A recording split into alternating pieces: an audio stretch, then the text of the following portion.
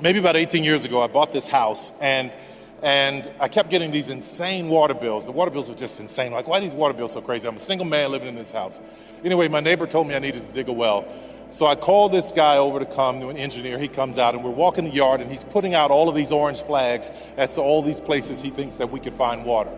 As he's digging one, I said, okay, go ahead. So as he starts digging this one well, didn't hit anything. So then he goes on to the next one. Little flag, he's digging, never hits water. He goes to the next one, never hits water, and I keep having to pay these bills, and I got so frustrated, I said, never mind, I'll just keep paying the water bill because I'm not gonna do this. A few months passed, I still get these crazy water bills, so what I decided to do was call him back. So he comes back out, I said, you dig right here, this well, and you dig and you don't stop until you hit water. So he starts digging. He gets down to about 800 feet, he said, we haven't hit water, this is pretty deep. I said, you keep going. Gets down a little deeper, still has not hit water. I was like, you keep going, you keep going. He said, okay, we're gonna take the night off. We're over 1,000 feet deep, we'll be back in the morning.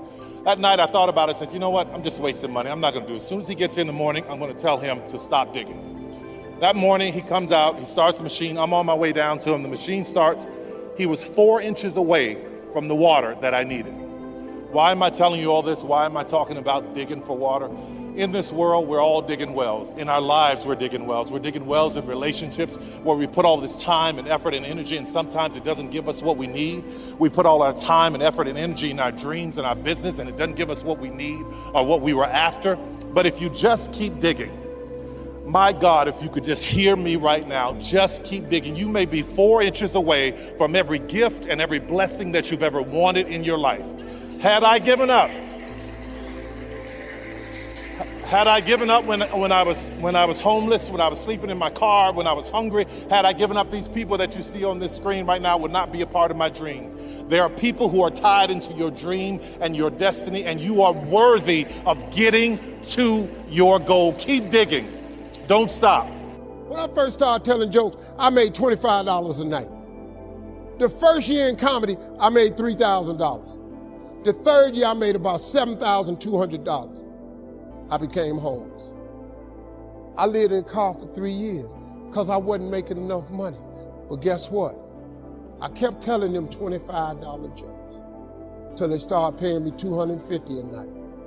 I kept telling them $25,000 jokes till they started paying me $75,000 a night. Them the same $25 jokes. They ain't nothing but English. I just kept repetition over and over and over, and keep praying about it. I kept praying about it. I kept leaning on my mama. She said, he didn't bring you this far to leave you. You know, I could have gave up a long time ago. I just kept fighting. God is gonna come through and do what he say he gonna do, but it all happens at an appointed time. But you have to stay in faith for the appointed time to happen for you. I've been wanting to be on TV since I was 10 years old. You know how old I was before I got on TV? 38. 28 years after I wrote it on the paper. I won't be on TV. It took me 28 years to get on TV. But it happened at an appointed time. I just never gave up the faith. I kept going because I didn't know how to quit. Because I know if I quit, it cannot happen. But if you stay with it, you have no idea what can happen for you. Now, how do you hang in there during the hard, difficult times? You must have faith. You've got to believe in your abilities, your ideas, unquestionably.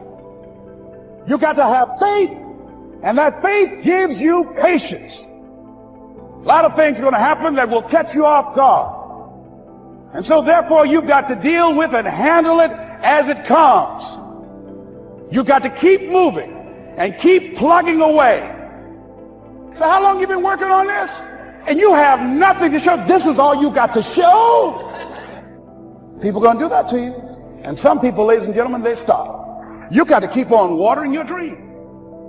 And when it began to happen, they stopped laughing. They said, look, hey man, you know, I know you can do it. Look, you got a job here. See, during those hard times, when you fell and things didn't work out, they were nowhere to be found. When you're working at your dream, somebody said the harder the battle, the sweeter the victory. See, when it's hard and there's a struggle, see, what you become in the process is more important than the dream. The kind of person you become, the courage that you develop, the faith that you're manifesting. You knew it was hard, but you did it hard. If you're going to fulfill your destiny, you have to have a made-up mind that no matter what comes against you, no matter how many times you get knocked down, you are not going to stay down. You're going to keep pressing forward, looking for your next victory. The people that succeed are not necessarily the most talented, they are the most determined. When they fail, they don't see that as final. They learn from it and try again. And in life, there's always something coming against us. Disappointments, unfair situations. Too many people just give up and think, well, it just wasn't meant to be. No, if you're going to experience God's best, you have to have a warrior mentality. Your attitude should be, if I have to stand in faith my whole lifetime, I am not going to give up on what God has put in my heart. God did not create us to give up when it gets hard. The right spirit is to say, yes, I'm having some big challenges, but I know I serve a big God. But some of you today, you've allowed your circumstances to push you down. Now you're tempted to give up on what God's placed in your heart. But I'm asking you to dig your heels in and say, no, I will not give up on my dreams. I will not give up because somebody did me wrong. I will not give up because it's taken longer than I thought. I'm going to become everything God's created me to be, and I'm going to have everything God intended for me to have. As long as God has given me breath to breathe, I'm going to keep pressing forward, believing for His very best. I don't understand why this has happened to me. Why was I raised in a negative environment? I don't know why, but I do know this. Nothing that has happened to you can keep you from your God-given destiny. You can take the hand you've been dealt and win with it. God would not have allowed it unless He had a divine purpose. And if you will shake off the self-pity, then God will not only bring you out, but He's promised He will bring you out better off than you were before. I have a friend that's had cancer 3 times. I've never once seen him down and defeated. He has this never say die attitude. He's not focused just on what medical science says. He's focused on what God says. His attitude is, this too shall pass. It's not permanent. It's only temporary. Sickness cannot stay in my body. I'm a temple of the Most High God.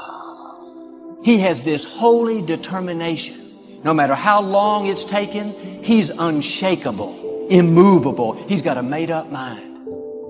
Most people, while they're waiting to take the treatment, they just relax, take it easy to get prepared. Not this young man. Every day he'd go out and work out, run. All the while he was envisioning himself healthy and whole. And today he's totally healthy and whole, completely cancer-free. You've got to have a never say die attitude. There may be some bumps along the way. Every setback is a setup for a greater comeback. And if you will stay in faith, God will turn every battlefield into a blessing field. A new season is coming your way. Winter always gives way to spring. A brighter season is right around the corner. Don't give up on a dream just because you don't see anything happening and it looks dead. Your new season could start tomorrow.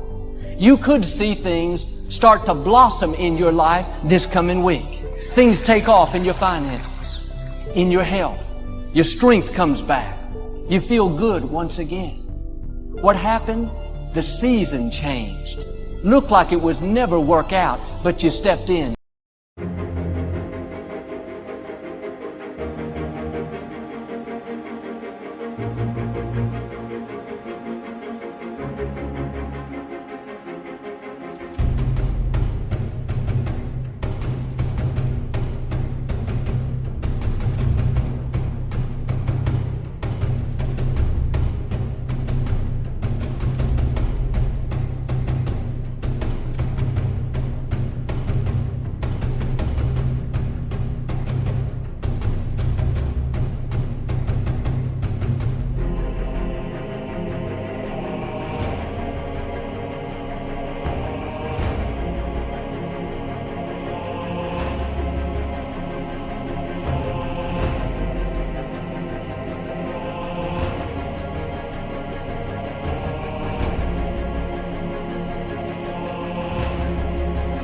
to a new season. God has seasons of promotion, blessing, and favor in your future you've never seen before. Now you've got to do your part and get in agreement with God. Anybody can quit. Anybody can get discouraged because it's taken a long time. But it takes a man or woman of great faith to say, it looks like my dreams have died, nothing is going my way, but I am not moved by what I see. I'm moved by what I know. I know I would not have breath to breathe if God didn't have another victory in my future. You can't allow the setbacks of life cause you to get numb and become indifferent. The right spirit says, this may be difficult, but I know I've been armed with strength for every battle. Life may have treated me unfair, but I know God will pay me back for every injustice.